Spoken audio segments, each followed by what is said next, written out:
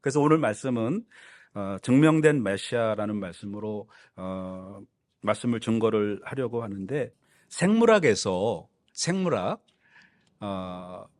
그 비환원적 복합성이라는 게 있습니다. 이 말은 무슨 말이냐면 이렇게 상호작용하는 여러 가지 부품이 있어요. 그런데 이 부품은 한 부품이라도 없으면 안 된다는 거예요. 자, 우리 몸을 보면 위가 없으면 우리가 살 수 있을까요? 예, 살 수가 있어요. 살 수가 있어요. 위가 없어도. 요즘에는 그 위암 걸리신 분들 위를 잘라가지고 그냥 그 식도하고 대장하고 연결해갖고 살리더라고요. 근데 그거는 수술을 해서 그런 거지 원래 위가 없이 태어나면 살 수가 없습니다. 간은 어떨까요?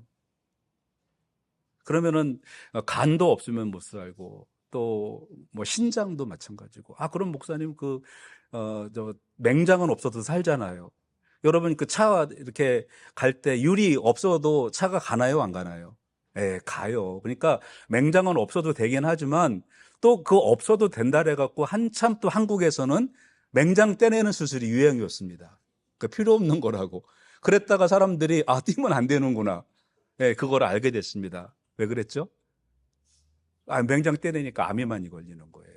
하나님이 다 필요하니까 만들어 놓으신 거. 없어도 되는 거지만은 중요한 부품에서 없으면 안 되는 거는 원래부터 있어야 된다는 겁니다. 대체가 안 된다는 거예요. 자, 여러분들 차를 운전하실 때 바퀴가 없으면은 차가 갈까요? 네. 백미러 없어도 가기는 가요. 근데 바퀴가 없으면 안 갑니다. 엔진이 없으면 어떨까요? 그런데 차를 다니다가 엔진 없이 다니다 보니까 발로 밀으려니까 힘들어. 발로 이렇게 앉아갖고 밀으려니까 힘들어. 그러니까 엔진을 달고 그랬나요? 차를 만들 때? 아닙니다. 그냥 원래 차를 만들 때는 엔진이 있어야 되고, 바퀴가 있어야 되고, 운전대가 있어야 되고, 브레이크가 있어야 됩니다. 그렇게 만들어진 거예요. 진화론적 관점에서 볼 때는 하나씩 발전했다고 봅니다. 원래는 코가 뒤에 붙어 있었는데 영 불편해. 머릿속에 가려 있고, 그래서 코가 진화해서 앞으로 옮겨졌다라는 거예요. 코가 원래 이렇게 된 게 아니고 위로 돼 있었는데 비가 내리니까 여기 자꾸 물이 들어가서 이거 안 되겠구나. 거꾸로 이렇게 되는 게 맞는 거구나. 이렇게 진화가 됐다라는 거예요. 원래 귀가 여기 있었는데 귀가 여기랑 붙어 있었는데 불편해. 비가 오면 들어가고 또 그래서 귀가 옆으로 갔다는 거예요. 그게 맞나요? 아니, 원래 그냥 있었던 거예요. 그러니까 하나님이 원래 그냥 만들어 놓으신 거라는 겁니다. DNA라는 것이 있는데 여러분들이 머리카락 하나를 이렇게 흘렸으면은 그 머리카락을 갖다가 DNA를 복제를 해서 사람을 만들 수가 있습니다. 요즘에 뭐 개를 이렇게 복제해서 만드는 그런 게 있잖아요. 그 사람 그 발톱 있는 그 발톱에도 사람의 그 우리 DNA가 똑같이 있어요. 그래서 그거 DNA를 복제를 하면 내 발톱에서 있는 고기에서도 여러분의 침에서도 여러분의 DNA가 있어. 그렇게 만들어내는 거예요. 근데 사람들이 이게 진화가 돼서 DNA 속에 그런 게 있다. 그럼 말이 안 되는 겁니다. 이게 코드 같은 거예요. 이 코드랑 틀리면 맞지를 않습니다. 예, 그런 것처럼 교회도요. 그렇습니다. 구약부터 신약 요한계시록 끝까지 이게 코드가 맞는 것처럼 딱 맞아야만 성경인 거예요. 그게 맞지 않으면 성경이 아닙니다. 저는 이제 그 창조과학에 관심이 많은데 그 창조과학의 호주 담당하는 선교사님이 계신데 서형이라는 선교사님이세요. 근데 그분은 일주일에도 몇 개씩 자료를 올려가지고 저도 이제 그거를 자주 이렇게 보고 하는데 현대 과학에서 발견되는 게 진화론을 증명하는 것처럼 보이는 것도 있지만 진화론이 틀렸다라고 증명하는 것도 굉장히 많다는 거예요. 그러니까 원래 있었던 거지 이게 진화가 됐다는 게 아니라는 겁니다. 이게 다 맞아야 된다는 거예요. 그러니까 오늘 이제 누가복음 우리 조 목사님 통해서 주일 오후에 누가복음에 대해서 공부를 하셨고 그다음에 또 토요일에 지금도 사도행전에 대해서 공부를 하고 있죠. 이 누가복음은 어떤 목적을 가지고 쓰여진 겁니다. 그러니까 누가는 예수님의 직접 제자가 아닙니다. 그런데 누가복음을 기록을 했는데 직접 경험이 아니고 간접 경험을 기록을 한 거예요. 그러니까 누가가 이거를 사실은 본 건 아닙니다. 그런데 누가가 간접 경험을 했는데, 그러니까 예수님으로부터 본 게 아니고 직접 경험자들에 의하여 경험한 거예요.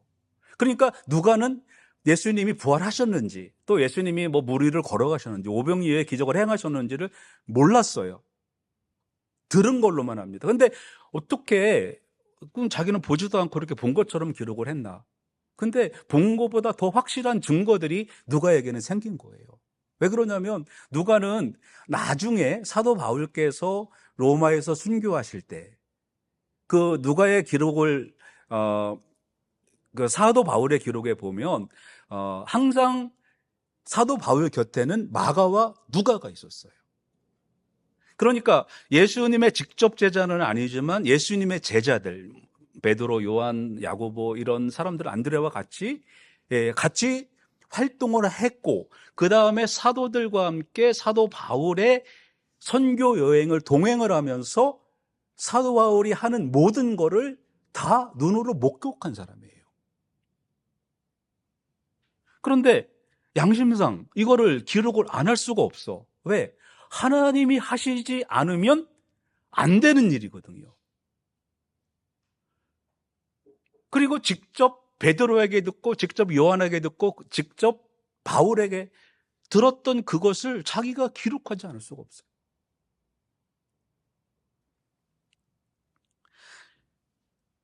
그러니까 머리 좋은 누가는, 저는 이렇게 이제 그 성경을 읽거나 책을 읽다 보면 머리가 제일 좋은 사람, 뭐 이제 솔로몬 이런 사람 빼놓고 천재들, 이게 천재들을 이렇게 보자면 그 천재는 사도 바울.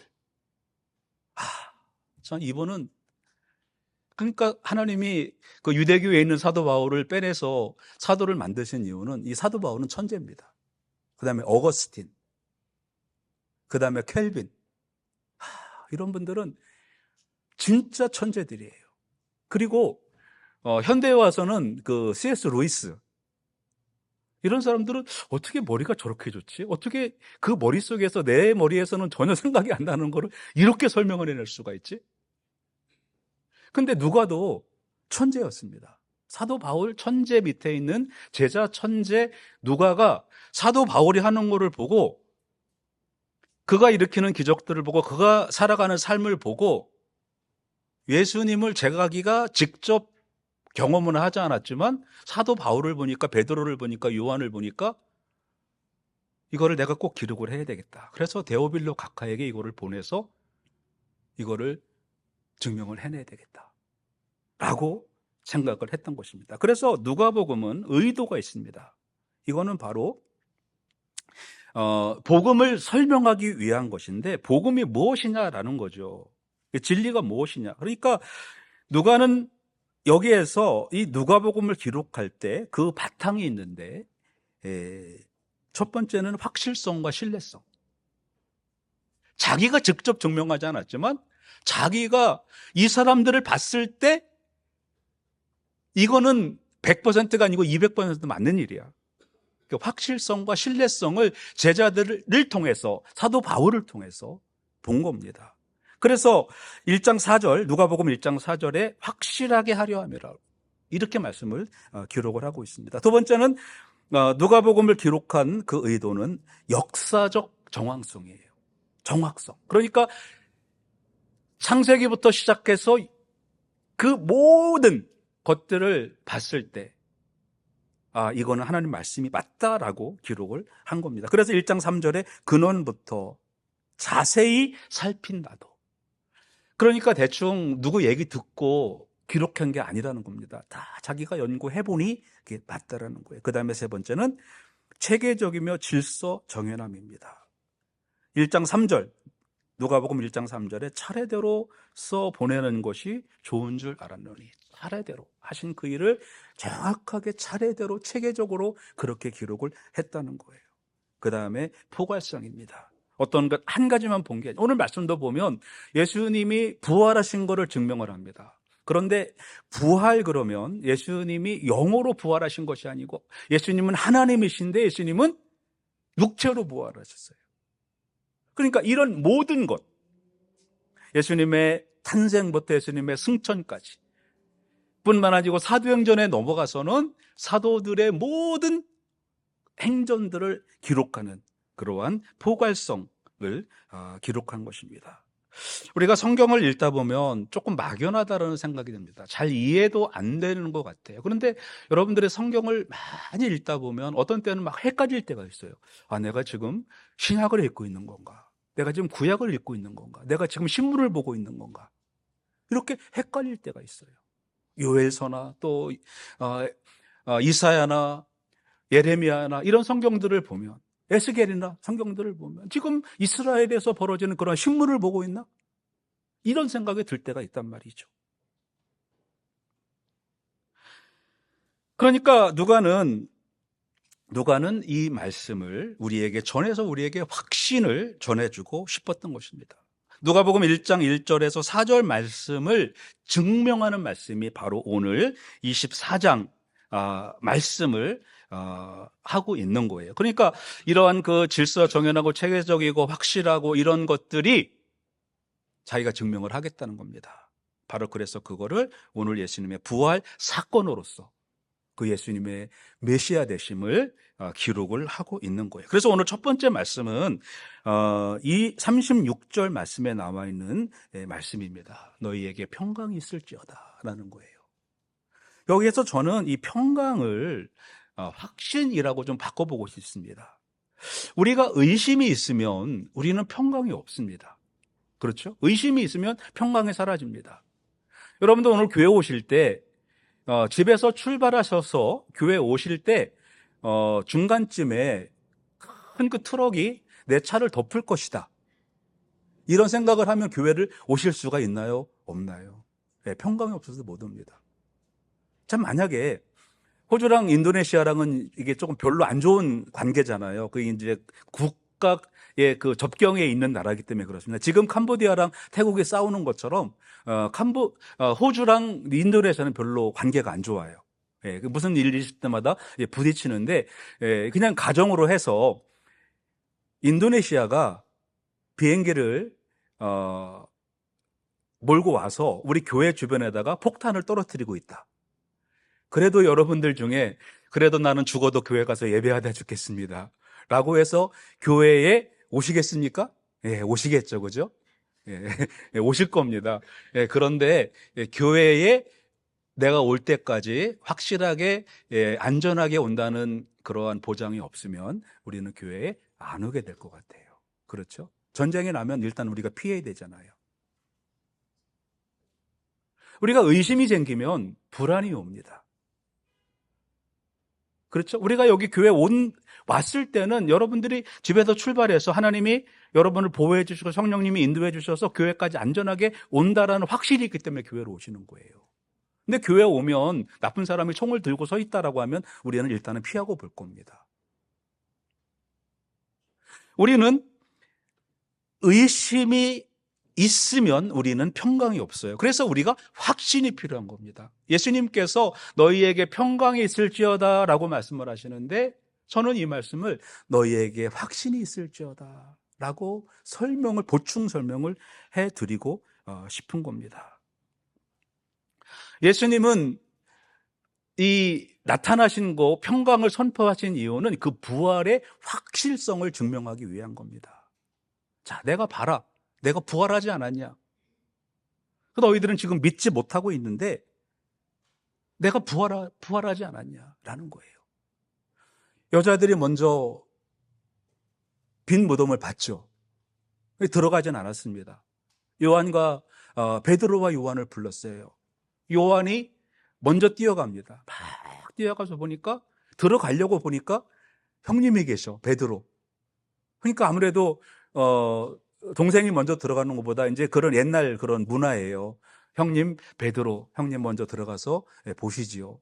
보니까 비어 있어. 그러니까 천사가 너들은 왜 산 사람을 죽은 사람 가운데 찾냐? 예수님 부활하셨다 라고 했는데 아직까지도 베드로도 요한도 여자들도 예수님을 아직 만나질 못했어. 베드로 또 엠마오로 가는 두 제자가 예수님을 만났다는 소문도 들리고 있어. 제자들에게 막 예루살렘에 와서 우리가 예수님 만났다고 가는데, 부활하신 예수님을 만났다고 했는데 제자들은 아직도 확신이 없어. 이 사람들이 헛것을 봤나? 그런 생각을 한 거예요. 그런데 예수님은 카더라, 그게 아니에요. 요즘에 유튜브가 이제 하도 사람들이 많이 보다 보니까 카톡보다도 유튜브를 더 많이 쓴대, 한국에서. 그러니까 얼마나 유튜브를 많이 봐요. 또 호주에서 또 우리도 열심히 보는데, 저도 그냥 또 유튜브를, 우리 교회 거 이렇게 또 봐야 되고, 또 제 설교도 또 한번, 저는 제 설교를 3번을 들어요. 3번을 꼭 듣습니다. 왜 그러냐면, 말을 어렵게 하면 이해를 못할 텐데 왜 저기서 저렇게 설명을 했나, 그러면은 듣고 이렇게 해야 되겠구나, 또 반성하고 조금 더 잘해야 되겠다, 더 발전하려고 노력하고. 저는 3번을 듣습니다. 여러분들도 제 설교를 3번씩 더 들어주시기 바랍니다. 예. 근데 유튜브를 들어보면, 이게 정치하는 사람들을 보면, 진보는 진보 쪽이죠. 진보 차원에서. 그 다음에 보수는 보수에서 해요. 그래가지고 이 보수 쪽에서 막 금방 이재명 대통령이 이제는 탄핵될 것 같이 막 그렇게 얘기를 하거든요. 그 무슨 일이 있었다는 거예요. 그럼 뉴스를 검색을 해보면 없어. 아무것도 없어. 그러니까 사람들이 이제 베드로가 이 카더라, 예수님이 부활했다더라, 엠마오로 가는 글로벌한 그 제자가 했다더라, 잘 믿겨지지가 않는 거야. 너무 많이 속았어. 우리가 유튜브를 진보 거를 보고 보수 거를 보면은 너무 틀리니까 이제 뉴스 검색해서 아니면 안 믿는 것처럼, 베드로와 제자들도 내가 예수님을 만나야만 믿겠다. 사람들이 자꾸 여자도 얘기하고 또 천사들하는 이상한 사람도 얘기하고 했는데 나는 못 믿겠다라고 생각을 한 거예요. 예수님이 그들에게 나타나셨습니다. 너희에게 평강이 있을지어다. 이거는 예수님이 자기의 부활을 보여주시는 그러한 사건이었던 것입니다. 그래서 우리는 믿음 따로 또 생활 따로 그렇게 되면 안 돼요. 그런 의심이 우리 안에 있어서는 안 된다는 것입니다. 자, 예수님께서 평강이 있을지어다 라고 하시면 그때 제자들의 반응이 참 재밌는 반응이에요. 와, 예수님이 살아나셨다, 할렐루야, 우리 같으면 그랬을 것 같지만, 근데 오늘 말씀해 보니까 놀라고 무서워하여 그 보는 것을 영으로 생각하는지라 했어요. 제가 어려서 크리스마스가 되면 저희 교회에서 크리스마스 이브 행사를 했어요. 근데 저는 이제 원래 아기 때부터 밤에 겁이 없는 사람이라, 초등학교 1학년 아기가 공동묘지를 지나서 친구 집에 놀러 갔다, 밤에. 그것도 캄캄한 밤에, 칠흑 같은 어두운 밤에 그렇게 지나다니고 그랬거든요. 그러니까 밤에 어디를 가는 거가 하나도 무섭지도 않았어요, 저는. 그게 이제 원래 교회를 다녀서 귀신은 없다 이제 그렇게 배워서 그런지. 그래서 근데 이제 크리스마스 연습을 하러 갈 때도 제 동생, 서울에서 목회하는 동생 데리고 둘이 이제, 그것도 큰 길로 안 가고 빨리 간다고 또 좁은 길로 가는데, 제가 이제 앞장서고 동생이 뒤에 따라오고, 제가 형이니까. 근데 이제 둘이 무슨 얘기를 하고 갔나 봐요. 무서운 건 아니었고, 근데 둘이 얘기를 하다 보니까 앞에 누가 있는지를 몰랐어요, 제가. 근데 어떤 시커먼 물체가 검정 코트를 이렇게 확 열면서 와 그러는데, 저랑 동생이랑 둘이 그리고 아주 고함을 지르고 놀랐어요. 그냥 동네가 다 떠들썩하도록 얼마나 고함을 질렀는지 너무 놀래가지고. 근데 무서워서 놀란 건 아니고 그냥 놀란 거예요. 너무 깜짝 놀란 거예요. 그런데 제가 그 기억이 났어요. 여기서 놀라고라는 그 표현입니다. 너무너무 무섭고 그냥 완전히 그냥 너무 놀라서 그런 표현입니다. 제자들이 지금 좋아서 난리가 나야 되잖아요.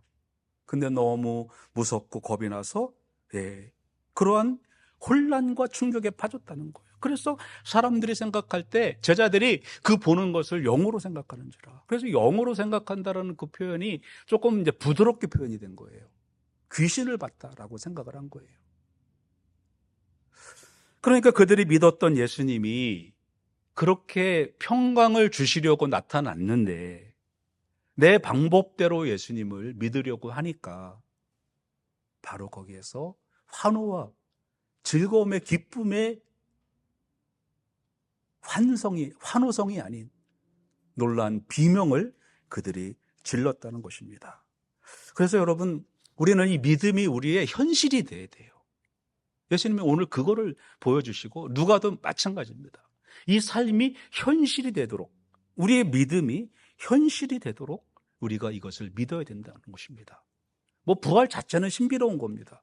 기적이고요. 그러나 부활 자체를 그냥 영적인 의미로 축소시켜서는 안 된다는 겁니다. 요즘에 진보주의에서는 예수님을 영적으로 부활했다고 생각을 해요. 그래서 그 유신론적 진화론을 주장하는 분들이나 이런 분들은 예수님의 영적인 부활을 얘기를 하고, 제자들이 예수님을 너무 사랑해서 예수님은 워낙 그냥 땅에 묻혀 있는데 그냥 환상을 봤다 이렇게 생각을 하는 거예요. 그것이 현대 신학이고 현대 많은 교회들이 그거를 따라갑니다. 호주의 연합교회도 마찬가지. 그런 믿음을 따라가고 있어요. 근데 예수님께서는 그러한 영적인 것만 아니다 라고 또 육신적인 것만도 아니다, 이거를 우리에게 주시는 거예요. 그래서 예수님께서 주시는 평강을 누리지 못하는 것은 세 번째 말씀인 바로 어찌하여 두려워하며 어찌하여 마음에 의심이 일어나느냐라는 것입니다. 우리는 두려워하고 이제 의심을 하는데, 두려움은 의심의 결과죠. 이제 저희 아들이 어저께 30이 됐는데, 저는 한 40대, 50대 전에 50대까지도 이렇게 앞일에 대하여 조금이라도 걱정하거나 그런 게 없었어요. 진짜로. 그래서 같이 이제 일하는 사람들은 나보고 어떻게 하면 집 사는 방법도 알려주고 어떻게 하는 방법 다 알려주는데, 그걸 왜 걱정을 하지? 하나님이 다 왜 알아서 하시는데. 근데 60이 이제 넘어가니까 전에 없었던 걱정이 이렇게 스물스물, 여긴 영어에 보니까 doubt, rise, 내 마음속에서 의심이 이게 스물스물 올라오는 거예요. 우리 아들이 30인데 저랑 딱 30 차이가 나거든요. 내가 30일 때는 쟤를 낳는데 쟤는 아직도 결혼을 안 하는데 결혼을 할 건가? 두 딸이 있는데 쟤네들은 결혼을 할 건가? 이런 생각이, 안 하면 사도 바울도 결혼 안 하셨는데 결혼 안 하면 그래도 결혼을 해야 되는 게 맞는 거 아닌가? 이런 이제 생각이 슬슬 마음속에 그냥 스물스물 올라와요. 그죠? 그러니까 이제 벌써 의심이 생기니까 평안이 사라지는 거예요. 걱정이 되는 거예요. 다음 일에. 그렇지 않습니까? 예수님께서 말씀하시는 거, 어찌하여 두려워하며 어찌하여 마음에 의심이 일어나느냐 하시면서 예수님께서 네 번째로 오늘 하시는 말씀은 그 해결 방법을 말씀을 해주고 있습니다. 내 손과 발을 보고 나인 줄 알라. 또 나를 만져보라. 영은 살과 뼈가 없으되 너희 보는 바와 같이 나는 있느니라. 이렇게 말씀을 하고 계십니다. 바로 이것은 현실이 되도록 우리가 믿어야 된다는 것입니다. 저 같으면 제가 예수님이 아니니까 이제 이런 말씀을 드릴 수가 있는데, 그렇게까지 했는데 제자들이 막 경악을 하고 막 놀래고 그러면 화가 나서 그냥 하늘로 올라갔을 것 같아요. 도대체 얘네들 될 애들인가? 도대체 애들하고 무슨 구원 사역을 내가 얘네들하고 뭘 해? 내가 살아서 이렇게 나타났으면 막 좋아서 환성을 지르고 난리가 나야 되는데 막 무슨 귀신 본 것처럼, 저 옛날에 저 박용대가 그 밤에 집사님이 코트 들으니까 놀래갖고 기절하는 것처럼 쟤네들이 저러네. 그냥 아이고 이거 안 되겠다, 천국으로 가겠다, 그냥 포기하고 저 같으면 그랬을 수도 있어요. 그러나 예수님은 끝까지 포기를 안 하십니다.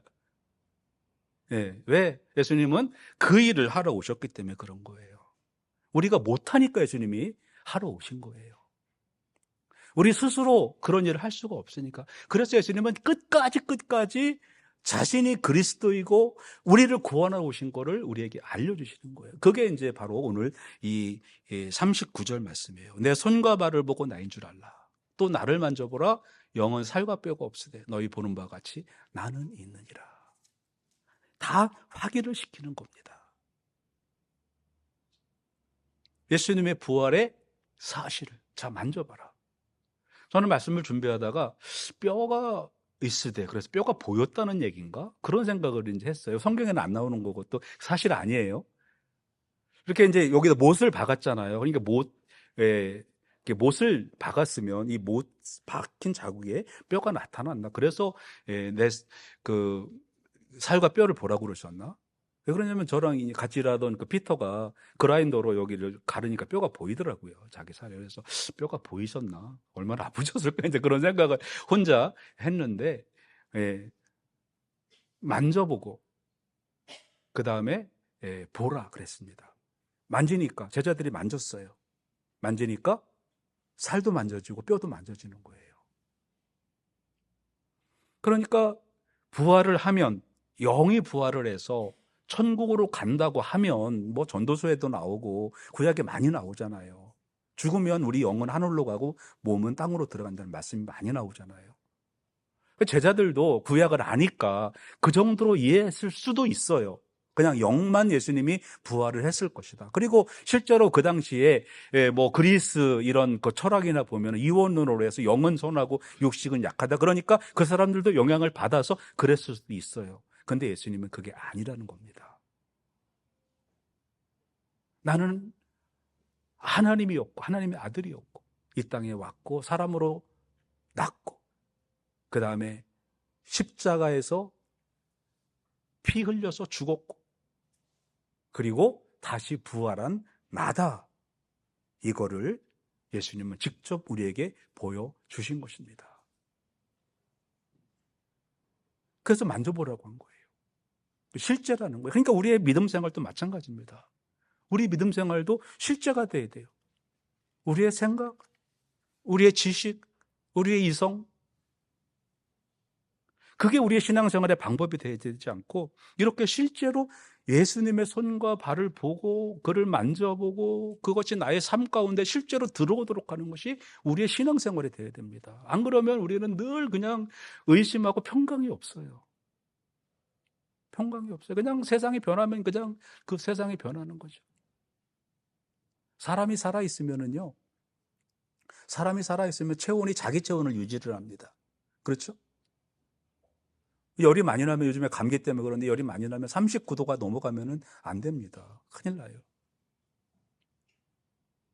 근데 사람이 죽으면 체온이 안 변해요. 아니, 변해요. 사람이 죽으면 체온이 몇 도가 될까요? 몇 도가 될까요? 룸 템퍼리처입니다. 그 방의 온도가 몇 도냐에 따라서 그 체온도 변하는 거예요.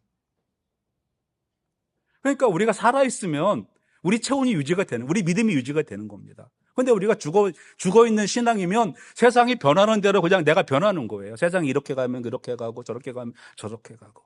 근데 내가 살아있는 신앙이면 내 체온이 변하지 않는 것처럼 우리의 신앙이 변하지가 않는다는 것입니다. 예수님께서는 그거를 우리에게 확신을 시키려고. 그렇게 믿지 않고 그래서 화가 나서 그냥 천국으로 가셨을 수도 있는데 근데 마지막 그들에게 기회를 주셨는데 그거를 누가가 사도들로부터 들었습니다. 아, 예수님은 이런 목적으로 끝까지 죄로 멸망받아야 될 우리를 구원하시려고 이렇게까지 하셨구나. 우리는 도저히 이해가 안 되는 이런 방법을 택하셨구나 라고 하는 것입니다. 예수님은 허상이 아니십니다. 우리가 좋은 교훈을 배우려고 교회에 나오는 것도 아닙니다. 그분은 살과 뼈가 있으셨고 그분은 죽었다가 살아나셨고 우리를 위하여 오신 우리를 구원하신 그 예수님이십니다. 그래서 오늘 우리에게 나타나시고 우리에게 보이시고 우리에게 만져주시고 우리에게 확신을 주신 그 예수 그리스도가 저와 여러분의 영원한 우리를 구원하신 주님이 되시기를 예수님의 이름으로 축원합니다. 기도하시겠습니다. 하나님, 오늘은 누가를 통하여 주신 복음서 말씀으로 같이 생각을 해봤습니다. 이 누가복음을 통해서 또 사도행전을 통해서 누가는 자기가 직접 경험을 하지 않았지만 그러나 사도들로 또 그가 직접 경험한 사도들의 그 믿음을 보면서 예수 그리스도가 정말로 우리를 구원하러 오신 하나님이시고 하나님의 아들이시고 우리를 구원하신 사람을 입으신 분이셨다라는 것을 고백하였습니다. 오늘 우리도 그 예수 그리스도가 나의 주님이 되게 하시고 그 예수님이 살과 뼈가 있으셨던 것처럼 우리에게 실자가 되어서 우리가 이 땅을 살아가는데 주님과 동행하면서 천국에 이를 수 있는 우리의 평강이 있는 확신이 있는 우리 모두가 되게 하여 주시옵소서. 예수님 이름으로 기도드립니다. 아멘.